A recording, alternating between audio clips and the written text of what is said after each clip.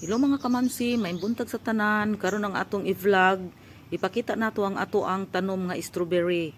Kani siya mga kamamsi, nagsugod lang ta sa 20 kapunuan. So ato na ni siyang gipalago, daghan ang runners, dayon ato na dayong gi-transplant. So ingani ni mga kamamsi kanang kung mag-discarte gyud ta magtanom, walay imposible o naanay unod mga kamamsi. Kadaghan ako nag-harvest ani siya mga kamamsi, gani daghan ako gi-upload sa akong mga videos nga nag-harvest ta. Gamay pa noon siya harvest kay wala man gyud ta nagpaunod karong panahon na kay ako ang gusto nagpa-runners ra ko. So mo ni gamay ra ang unod. Puhon-puhon magpaunod na ta, dili na ta magpa-runners, daghan na ng bunga. Sa sunod na tong vlog paningkamutan nato nga makapaunod na tagdaghan. So mo na ni mga kamamsi o nagsige na kog kupay-kupay diha, pansinsya na dai mo anang akong jacket mga kamamsi kay tungod lagi sa kanang yuta ba nga itom nya kanang akong jacket paka kuan sa yuta. So bag-o nang suot nato pero nang itom sa pag-transplant nato. So mo na mga kamamsi no, tambok gid kayo ato ang tanom na gamit dai kog kanang katong shade ani mga kamamsi kay grabe karon kainit, pero kung mobalik na nga atong panahon nga dili na kayo init, tangtangon na nato tong ato ang gihimo nga shade.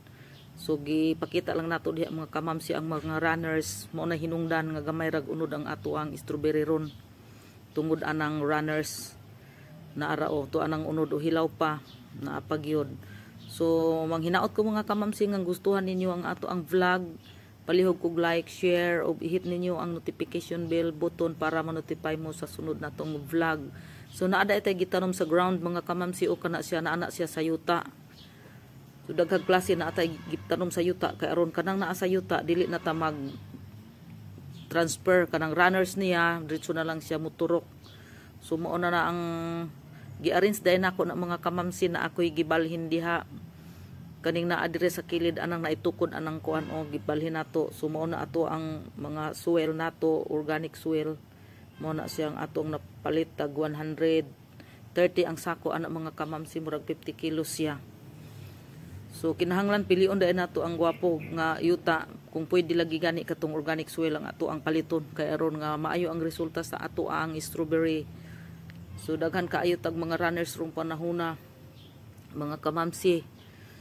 O tanawa mao na ikinahanglan atog yung tusukan siya o kaning alambre or bisag unsa basta kay makapalig-on siya ang punuan aron dili malihok-lihok, dili siya magsigi katandog inig hangin, so dali ra ta makapaturok. So manghinaot kong mga kamamsi nga ganahan sad mog tanom-tanom, mga kalingawan ba, naay kalingawan nato sa balay, dili ka magsige na lang tag cellphone.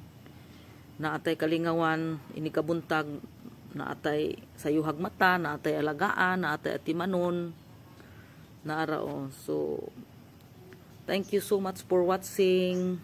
Kana ready to plant na siya mga kamamsi o kay klaro nang ugat kana, dili pa na siya. Mao na nga mas malabing maayo gyud kung transparent ang ato ang gamiton kay ingana o maklaro na ang ugat. So it means pwede na siya i-transfer kana o klaro gyapon siyang ugat niya, ugat or kaning iyang unsa ba ditawag ani oy, basta mao na. So mao dai na mao na bag-o nato nang transfer ang uban. So naatay gi-transfer dito mga kamamsi kanang akong dito sa likod tuyok gani ta naa dito sa likod karon. Tuyok ta o gahangin-hangin o presko kay hangin dire sa balay. So bag-otang tanom sa ato ang mga kuan gitransplant, di lang sa nato painitan, mga duha ka adlaw, dili lang nato i-direct sa sunlight kay aron nga dili pud siya malaya.